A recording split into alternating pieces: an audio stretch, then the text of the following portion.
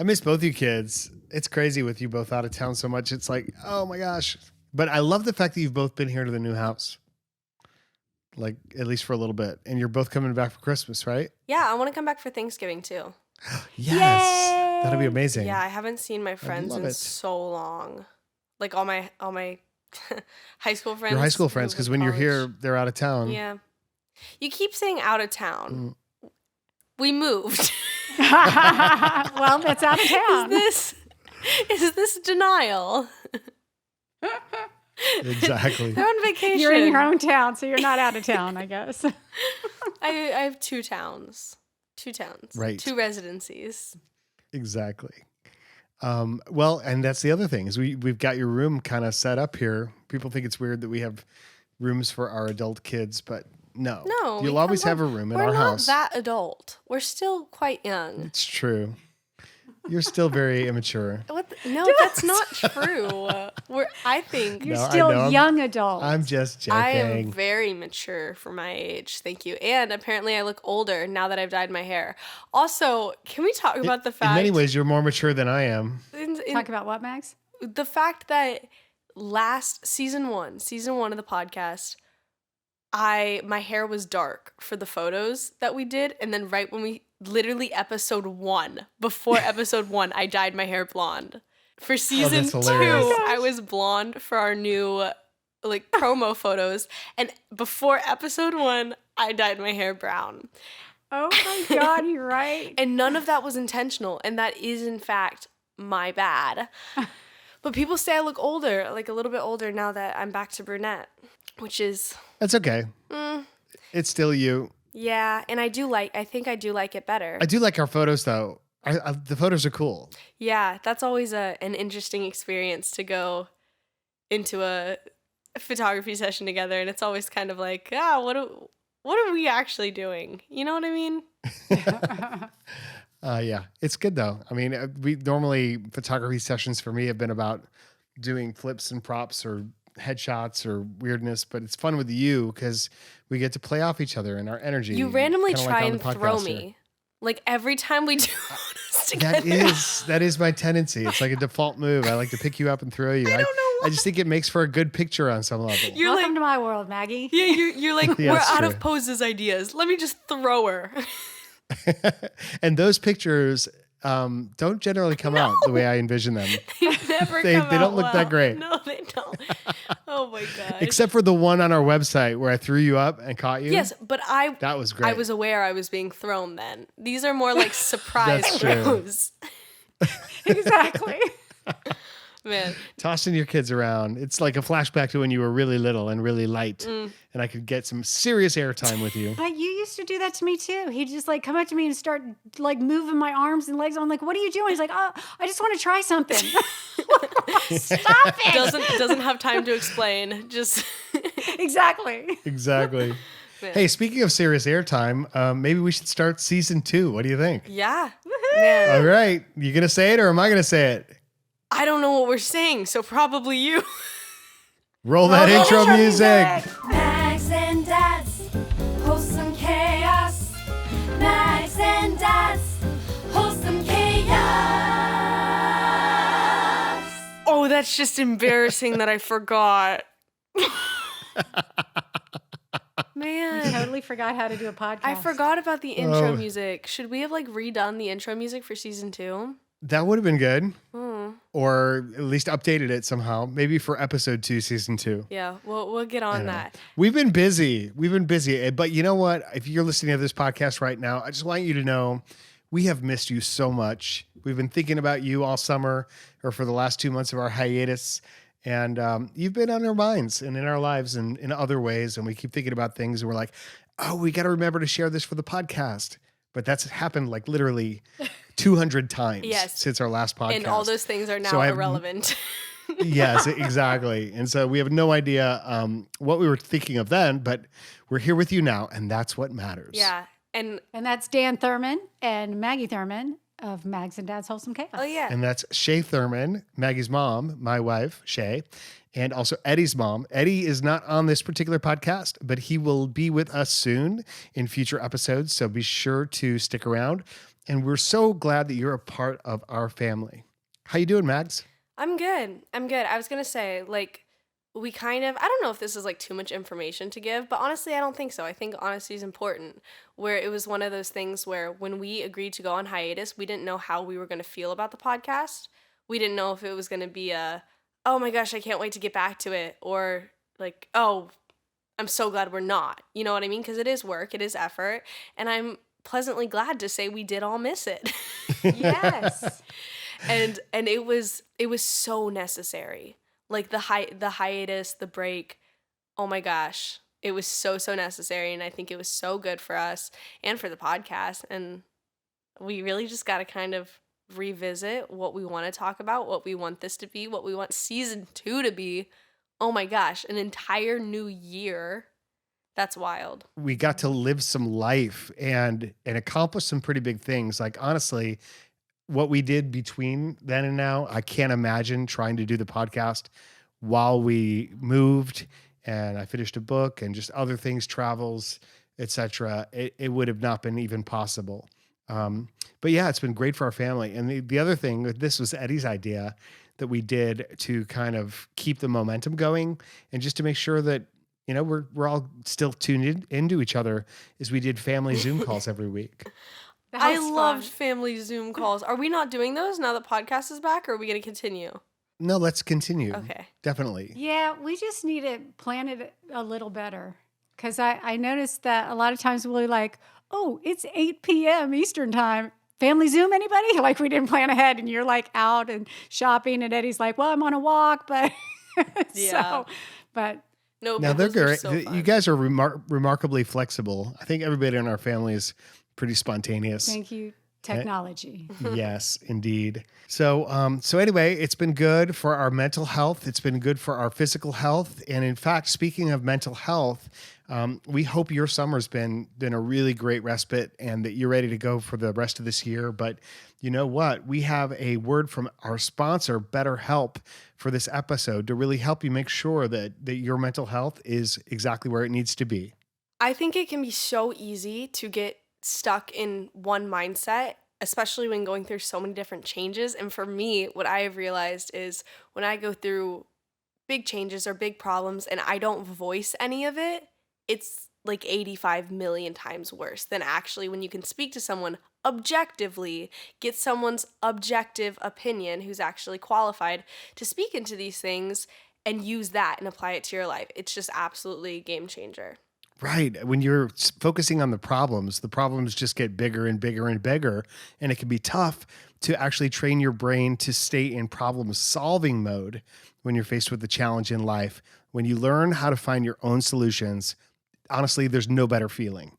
And a therapist can help you become a better problem solver, making it easier to accomplish your goals, no matter how big or small. When you speak with a therapist, you're talking to someone who's gone through a lot of training in terms of how to truly help someone, how to ask the right questions, elicit the right responses, and look for the patterns in your thinking to help you to find better solutions and to really hear yourself in a different light.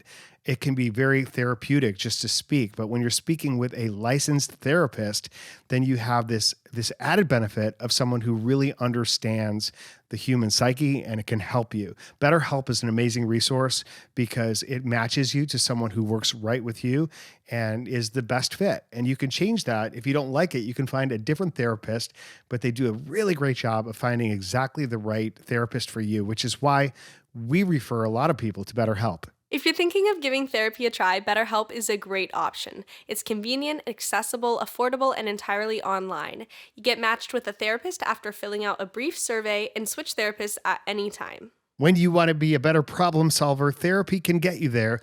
Visit betterhelp.com/wholesome today and get 10% off your first month. That's betterhelp.com/wholesome. I want to talk about dyeing my hair. Tell me about it. Dyeing my hair was a really, really interesting experience. And for those of you who haven't seen, because obviously you can't see me right now, I've been blonde-ish and progressively getting more blonde, I'd say, for the past few years. I kind of started my senior year of high school, I think. I cut my hair short and got highlights and then just kind of kept going with it. And I am not a very I'm it's not that I'm not a very patient person, but I don't like to go to a salon and sit in a chair for 4 hours and pay Same. $400 for somebody to continue to bleach my hair, which What? isn't even like, That's what it costs? yeah. It's Maggie. no, it cost me that once when I went to WeHo. It was a really bad idea. Okay, it was a referral from someone. I never went back. Oh my gosh, it was such a bad experience. Ask about the price first. I know, that's what I'm saying. But obviously it's not what I'm saying, nor what I said. But I decided that I wanted to go back to I'm naturally a brunette, and I was so nervous about it because I think that I personally look better now than I did a few years ago. I'm just a little more grown up. I'm more confident in myself. I'm more comfortable with myself, I guess. And so in my brain, I associated being blonde with me looking better than me brunette, since brunette was a few years ago. Does that make sense? Sure. And so I was really, really nervous about this. And in no part of my mind did I think I was going to look better brunette. I was kind of just like, oh, this is something I have to do. I figured now was a good time. And so I just decided to go for it. And the reason I hadn't done it earlier is because you guys have heard me talking about wanting to go back to brunette so many times over the past few years. And I've legitimately gone to salons before to go back brunette, and that the salon ladies talk me out of it. And they always say the exact same thing. Because they'll go like, oh, are you here for a touch up on your highlights? And I go, no, I actually want to go dark. And they always go, no, stay blonde, go blonder. And they always say, they have the same line. I don't know how, maybe it was a convention or something, but they go, you're a pretty girl, you could pull off anything, but like stay blonde. And I'm a pushover sometimes. And so I'm like, oh, okay, yeah, whatever you want. Today's about you. When it's not. It's not. And here's $400. I know.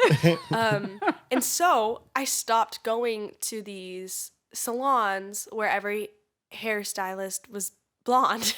Like where every hairstylist looked the same. I was like, maybe that's the issue. Maybe I just need to go somewhere where they don't think that like blonde's the only way. And so I did.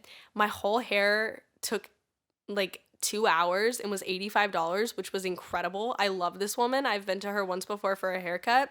And yeah, she didn't try and talk me out of it, which I'm so grateful for, because I wasn't going to cave. I had people keeping me accountable beforehand. I told them, I was like, I'm doing it today. If I walk out there blonde, it was going to be really bad. That's fun. But you got a yeah. hair sponsor. They got to keep you on track. Yeah. And so I finally did it, and I'm so happy. Like I'm so happy I did it. So a couple questions. First, do you think maybe part of the reason is they know if they can keep you blonde, then that keeps them in business longer because they have to keep coming back to get your roots dyed? My thought is like if you're dyeing back closer to your natural color, then maybe they won't see you as much, and maybe the lifetime value of a customer is lower. That's the first question. Is there like an economic incentive to keep you blonde? Mm-hmm. Thoughts? Possibly. I think depending on the person. I think if you're a good person, you should want what they want. Secondly, yeah, that makes sense. Secondly, why do you think you look better? Like, and why was there this?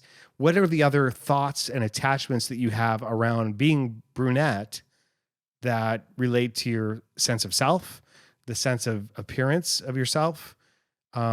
Because honestly, like, yeah, I just see it as adornment, as like one other choice, but I don't see it necessarily as significantly changing the way you look. I mean, obviously it does. It does, for sure. But but when I look at you, I just see Maggie. Yeah, but you've also known me brunette. When you actually think about it, the internet's never really known me brunette because we didn't really start to put ourselves online until I was blonde. But I've also, so many people have made comments in my personal life of just, oh, blonde suits you so well, which is a nice thing to say. You do look great blonde. Thank you. And brunette. So And I just they were right. You can go either way very easily. Yeah, and I think it's fun to change it up. Yes. But I think I was so used to people saying that that I thought going brunette, I don't know, I just thought I wouldn't look as good. But I think I like myself better brunette. This is a good time for me to tell you I'm going blonde. So I think it's going That'd to be be really, awesome. really good change for me and great for my speaking business and my new, got a new book, new hairdo, new Mullet, everything. baby. With It's the gonna be perm. awesome. It'll be Blonde great mullet. with the new perm. Yes, growing it out so I can get it nice and tight, frizzy perm, it'll be a great look for me, I'm thinking. So Maggie, I wanted to give you a little update on what's going on in my life and to give the internet as well as all of our listeners out there. So big things. We moved from one house to another house. We're in the process of selling a house, and moving is tough, man. It's a very complicated process. We haven't moved out of this house in 22 years. We talked about how it's your childhood home and there's all those emotional attachments to the house. And that's been really interesting. It's still in our life. We haven't sold it yet, but we're getting it kind of ready to sell it. Meanwhile, we're loving our new digs, our new house, our new neighborhood, which perhaps you'll see more in future TikToks. So stay tuned. But it's got some of the things we've always really wanted. I'm closer to a golf course. Yeah. Mom has a movie room in the basement, so we got a place to look at movies. Speaking of movies, one of the things you predicted was by the time we got back from hiatus, you're like, hey, I'm going to have my movie out. I'm going to have a new movie that's out there. Yeah, Okay. but to be fair, it wasn't just I have a hunch it'll be out by then. We were given previous information that it would have been out then. But no, it's new release date. We can't tell you the release date. Because if we do, they'll change it. Yeah, then it's going to be a cut of the movie without me in it. It still says, I think online, it still says the August release date in the... Yeah, I think they just have to put something online. Yeah, people have found it and hey, I saw Maggie's going to be in this movie. It's already out. We can't wait to see it. Not quite. Well, you're going to have to wait. Things take time. Speaking of things that take time, the other thing I've been up doing is my book. So I know I mentioned this a couple times on the podcast, but I'm writing a new book, and that's a longer process than you might think, because just like everything else that's artistic or creative, like building a movie, building a book, building a house, whatever, it's there's a lot of steps and a lot of processes. But I did write the first draft. My first draft is turned in. I got it back from my editor. So I'm working with an editor with the publisher who basically looks at all the content and suggests some ways to reorganize things or expresses confusion where things don't make such, certain sense, or suggests, some changes or different ways of saying things, which I have to confess for me is a very emotionally disturbing process. I keep thinking about, it's like your kids. It's like people insulting or criticizing your children, because my words are like my children. And it's don't mess with my words. I have certain ways I want to say things. And no, it does. No, it's very helpful. It's a good cathartic process. And when I'm very subjective about it, I can say, you know what? There are some better ways to say some things. But I also can go to bat and say, I'm putting that back in there. Thank you very much, because read it again. It's really, really good. So we go through 2 rounds of this with the entire manuscript. And I'm getting excited about it. It's I'm really seeing it all take form. We've got a cover designed. We have that release date is actually not until June of next year. So you're going to hear me talk about this for a while before you can order it. But you can pre-order it, not yet, but in a few months before it's actually out. So just hold your horses, everyone. What are you, a filmmaker? Stay on the edge of your seat. But look, if you've ever been interested in the process of how to write a book, maybe you thought, maybe I should write a book. Don't do it. Or maybe I should read a book. Read it. Have you ever thought about writing a book, Maggie? Yes, because of certain conversations and meetings and opportunities you and I have had about potential books. Oh, right. Exactly. But what you said was that I want to live more life first. Yeah, that's a very different kind of book than, I actually really enjoy creative writing. and poetry and, you know, just fiction. And yeah, like I always really enjoyed creative writing. And so the idea of, I don't know, writing something that's from my own voice and perspective, you know, that's not a story or parameters that I'm necessarily used to, it's kind of a daunting thing, and something I'm not necessarily sure. It's definitely not something in my mind of, oh, I want to do this right now. You know, if that changes in the future, if something happens where I think, oh my goodness, I need to write about this, then sure, absolutely. I think that's the crazy thing about writing is anyone can do it. Anyone can't necessarily do it well, but really, truly, anyone can write a book if they want to. You know what I mean? Mm-hmm. Yeah, Tim's That's not first to book diminish was a coloring yours book. at all. Oh. Yeah. Yeah. I thought about writing fiction at one point, and I have some ideas in mind that I've drafted for potential works of fiction. But yeah, nonfiction is, for me, it just makes more sense for my market. But it is a tricky and long process, and it's very different than making other content. Yeah. It seems like making art, you know, writing articles or producing videos. It's like I do this weekly coaching video, whatever. It's like those seem easy because your words seem a lot less permanent, even though they are out there and, you know, recorded for all of eternity, maybe. But it's like a book. It's just, it seems very like you're trying to say something poignant and profound. And the fact that it's in a book means that you've really given it a lot of attention. So anyway, so I'm giving it a lot of attention, and I'm hoping that it will help a lot of people just with the chaos of their own life and their own world. Yeah. So, hey, Mags, I got a question for you, and this could help you to kind of segue into your update for us other than your hair stuff, which we've already talked about. You ready? So this comes from Teresa. Teresa is a great friend of the podcast. She said she's been listening since day one, currently listening to the season 1 finale. This is a while ago. Thanks for reading my response about kindergarten friend that I'd lost contact with.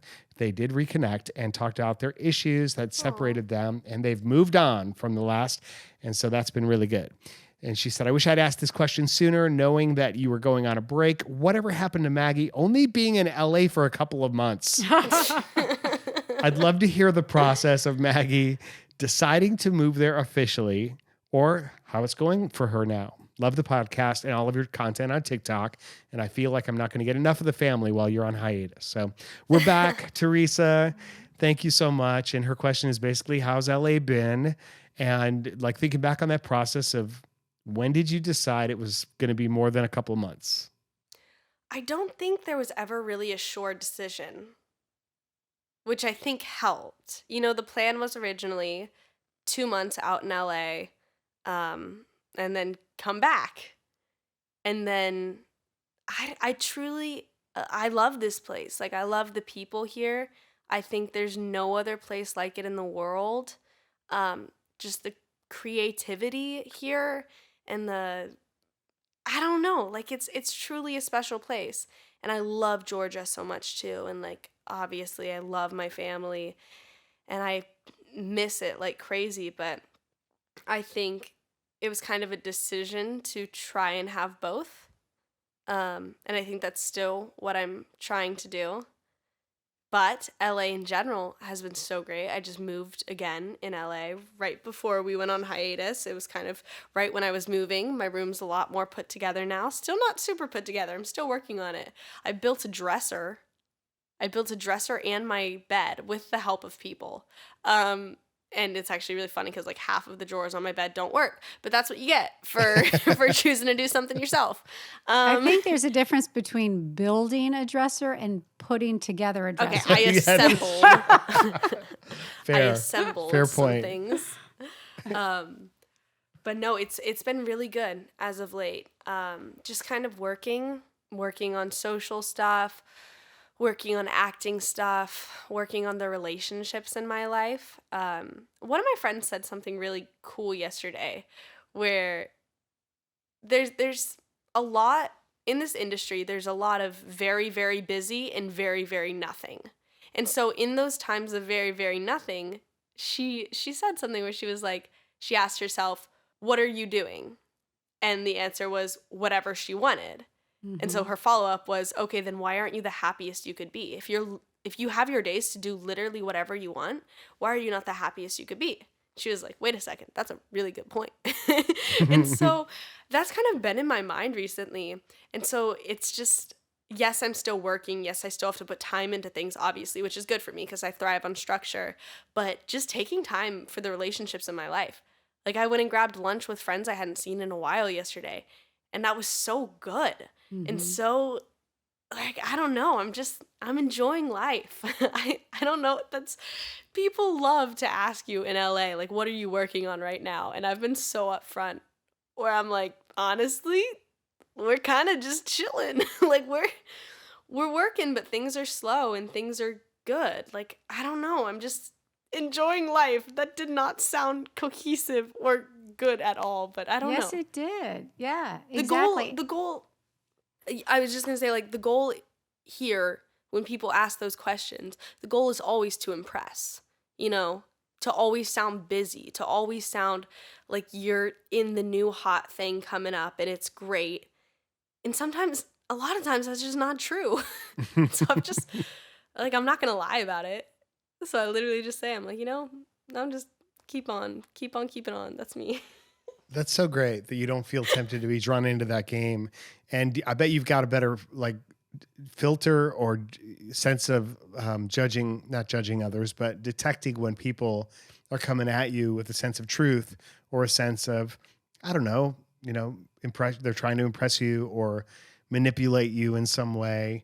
I mean, that's always been the fear to balance out the equation of like, we're excited for your opportunity. Is like the other side is like, LA is a scary place. And there's people out there trying to corrupt people and trying to take advantage of people. And, both things can be true at the same time. How would you say your skills have evolved at discerning what's right for you and what's not right for you? Is that more of a head decision? Like you really are analytical about things, or more of a gut feeling? Like, how do you process your world? In regards to people or situations or both? Just wherever it takes you. Yeah. Honestly, I feel like I surround myself with really good people. And really good people, for the most part, only introduce you to other really good people. And so it's one of those things where, honestly, I haven't had many of those gut feelings. I have had a few of them where you meet someone and you just know, you're like, this person does not have good intentions. And I would say it's a combination. I think the gut feelings are more scary than the head feelings, because the head feelings, you're kind of just, you're picking up on things. You're realizing this person's just looking for something like to climb a ladder or, whatever they're looking for. And you can just kind of evaluate that and say like, okay, got it. Good information for the future. But those gut feelings, when you like actually meet someone, you're like, this is a bad person.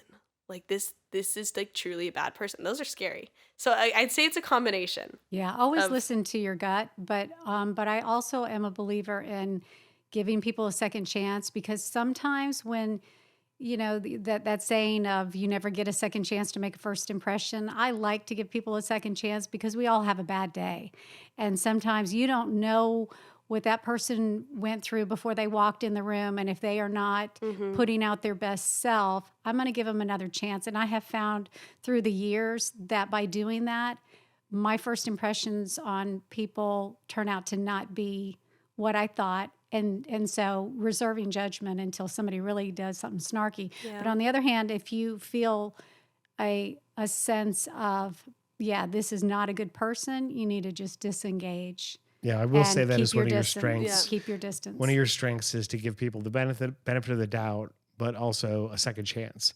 And I've witnessed that over and over again in our marriage. We're going to be married, Maggie, 29 years when this podcast comes out. Wow. So this podcast comes out on the 5th, and on the 4th is our 29-year anniversary. Oh my gosh, congratulations, guys. Thank you very much. Can you believe our parents let us get married at the age of 12? It's just jokes. No. Untrue. That is, fact checking. Yeah. Fake news. The last thing that I'll say on this is I think that's really interesting that you do say that, Mom, because I had a conversation maybe last week about this where I was at a party and we were hanging out with this person who we just kind of always see at parties. And we were walking to go grab dinner after. And I just said, I was like, I really like that person. Like, I think they're great. And I told them, I was like, I had reserves about this person for quite literally probably 8 months or so, because when I first met them, somebody else told me something about them. Just of like hey, you should know this about this person. Don't get too close. Be wary of this. And so I was like, oh, okay, got it. And then like I actually got to know him and I was like, no, you're actually a cool person. And it's just one of those things where something I've really had to learn, especially here, is everybody has something to say about everyone. And most of the time, the people talking don't know them at all. And That's so it's not one of unique those to things. LA. That's Exactly. I know. It's all positioning, right? And so some people are trying to position themselves relative to someone else and will talk someone up or talk someone down. Talk someone down usually in terms of like trying to lift themselves and by reputation, or maybe they just don't understand them. But like you and Mom, I found that when you get to know someone better, you can generally find something about them to enjoy or at least appreciate. And sometimes that's like, man, I feel for you. Like I feel for what you're going through and good luck on your journey. And, I that's gotta be either painful or difficult or whatever it is however you're processing your life right now. Like I wish you best. And I know it's not going to work out great the way it's going right now, but you can change it, turn it around, and then just be an example, be a net help in some way, as opposed to a critic. Yeah, and just because though somebody didn't have a good relationship with one person doesn't mean somebody else won't. Because somebody, you can be a great parent but a crappy spouse, or a great spouse but a lousy friend. You just like some people are just not good at all kinds of relationships, but that doesn't mean that your relationship with somebody won't be different. But For sure. So Mom just got back from Boston. Boston. I was parking the car. She did a road trip, flew out to Boston to move out of Eddie's apartment and the stuff that was still in his apartment and drive it back to Georgia With Tony. with her friend Tony, who was her roommate at the time that we met. Yep. In fact, Mom tried to set me up with her roommate, Tony, when we met. How'd that go? Not great. No, Tony's like, I think he's into you. I'm like, oh, really? You knew I was into you, though. It was just... But but we had a great time. This is our third road trip together in moving stuff across the country. Twice from Texas. They drove 17 hours in one day, Maggie. Sunday. 17 hours straight through. I Got did in the at like 2 in the driving. morning. Tony's a navigator. And then on Saturday, we flew in, got up early, flew into Boston. And then by the time we got the car, which took over an hour in the rental car line, got to Boston. Oh, guess what? There was a game at Fenway Park, and Eddie's apartment building backs up to Fenway. So there was no parking. So it literally took hours before we could even get in the apartment to start packing up. So instead of being hitting the road by about 6, maybe even 7, it was 8:30. So Wait, so you didn't even spend a night there? No, because we knew that if we they drove, spent the night in Connecticut, Stamford, was Connecticut. So they did spend awesome. one night. They didn't drive straight through, and the same day they flew out. No. Yeah, Gotcha. That'd we be knew wild. we had to. Yeah, we couldn't do that, but we wanted to at least get 3 or 4, maybe even 5 hours under our belt the first night, because that would make the driving the rest of the way so much easier. And actually, I did not get tired on that 17-hour drive until the last 50 minutes. An hour and a half before the end, I started getting tired. But the last 50 minutes, I was struggling, and there was a lot of construction, and it had those cones, and it was just like cone, cone, cone, cone. I was like, oh man, I gotta think of something. I listened to a crime junkie podcast, which I can't stand listening to murder podcasts. But on the other hand, it's so riveting; it kept me awake. I'm like, okay, I gotta do it, and yeah, but I couldn't listen to 2 in a row. Yeah, We listened to one. we listened to when we drove across country to LA. I used to Keeps you listen awake. to them like practically every single day. Yeah, I don't know how you don't- did that. I don't either, because now I do get quite scared by them. I think Yeah, I'm it's now. disturbing. I wasn't really humanizing the situations really before. It was more like stories. Yeah. And now they're not really stories anymore to me. It's like, oh my gosh, they're real things. They're scary. Yeah, and I only like listening to the ones where they get the bad guys. Oh my gosh, the Because then at unsolved least you ones? get satisfaction of knowing this person is going to face justice. Yeah, and sometimes you don't realize you've clicked on an unsolved one. And you get to the Yes. end and you're like, all right, who did it? And they're like, and no one knows. He could be Yeah, out he's- there today. And today. you're like, what? Oh, No. I know. Yeah. It's so frustrating. So we've been enjoying our lives and just kind of keeping up with the busyness. I just got back from Wisconsin for my mastermind group weekend on my good friend Dan's lake house. It was so great. We got to jet ski and play and do water things while we were doing, like also doing, masterminding and retreating and brainstorming and business, like the perfect mix of what you're talking about, Maggie. It's like just enjoying life and doing what you love and thinking about what you want to be and do. But there was a really hilarious moment where Mike Rayburn and I were on jet skis together, and we were cruising the lake and decided, like, I wanted to dock the boats and walk around in this little town area where there's this little shop section, really super cute, Pewaukee Lake. And, wanted to go in. And I've ridden jet skis before when we were in Lake Powell. Yeah. And so I was accustomed to, parking and things like that. But as we're going in, being super careful, going really slow, there's this police boat. And I wanted to, make sure everything was cool with these guys. And so I said, hey guys, is there a special area where we should dock before we go in? Because we're just going to go ashore for a little bit. And he said, oh yeah, it's as long as you pull to the right, kind of away from the swimmers, you're good to go. And I was like, okay. And now this is at a distance. This is like, we're 500 feet away or something. Couldn't be that far. 300 maybe? Maybe 300. Okay.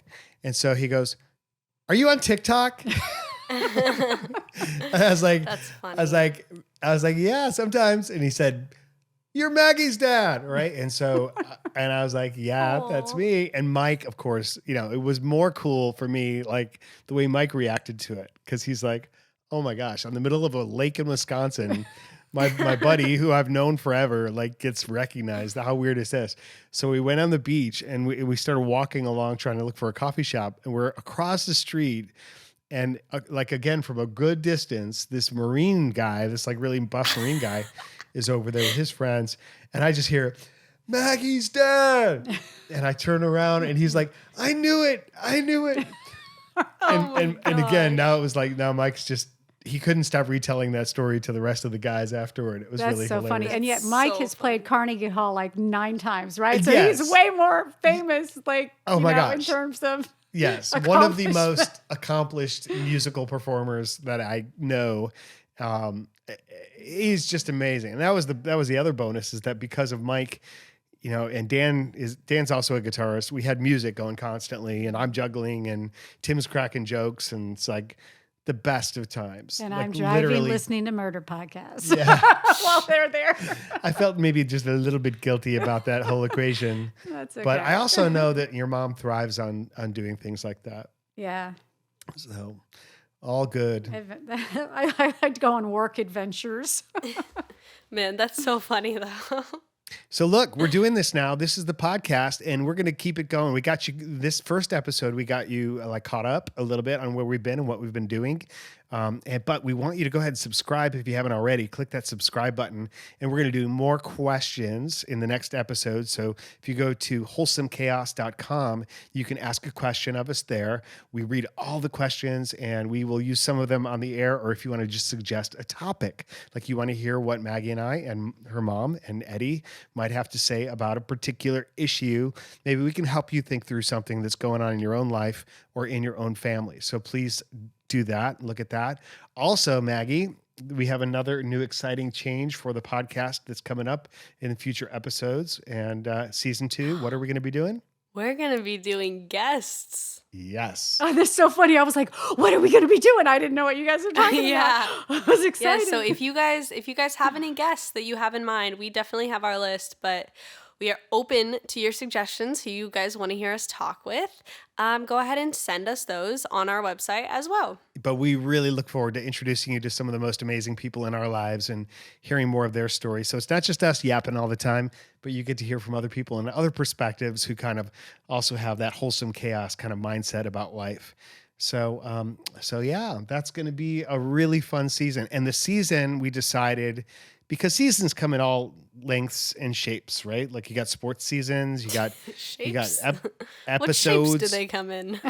Shapes. Some are round, some are square, Some are stars. some Yeah. are rhombuses. I Rhombi? forgot about those. What's the plural of rhombus?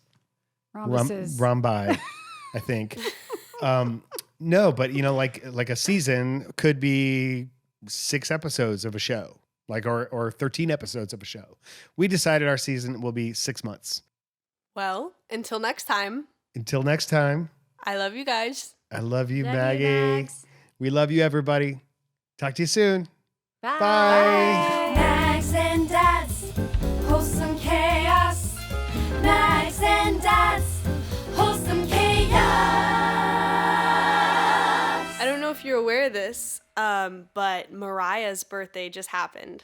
Really? Did you go? I did, and something I realized literally when she sent me the invitation and details and everything, my first thought was no way it's her birthday again, because her birthday was last year and I went to it because I was in LA, and now I've realized I've been in LA for 2 of her birthdays. Oh, cool. But it was really interesting, like how nervous I was to go to her birthday last year and how just excited I was this year. And I have 2 videos, one of me on the zip line jumping in the pool last year and one doing the exact same thing this year. And I was like, oh, Nice. that's sweet. She's precious. So, Are we going to see those videos? yeah, they I can just for send them you? to you guys. Okay, Yeah. cool. No, is the internet going to see those? Oh yeah, I reposted them. You don't check my Instagram, and that's totally fine.